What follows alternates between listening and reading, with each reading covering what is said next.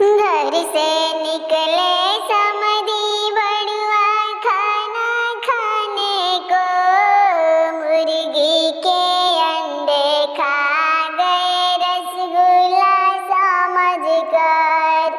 मुर्गी के अंडे खा गए रसगुल्ला समझकर।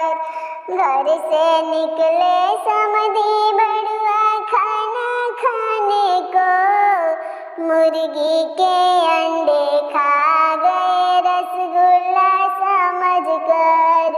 मुर्गी के अंडे खा गए रसगुल्ला समझकर।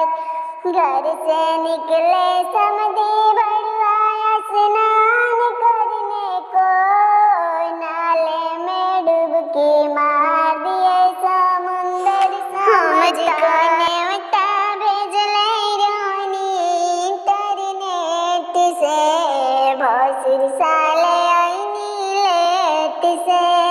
हम तो नेवता भेजले रानी इंटरनेट से, भसुर साले आईनी लेट से।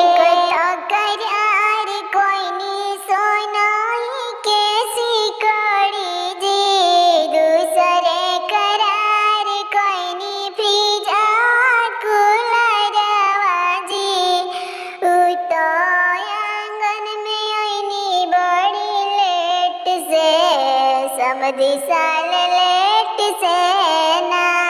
हम तो नेवता भेजले रोहनी इंटरनेट से, सरवा साले आईनी लेट से।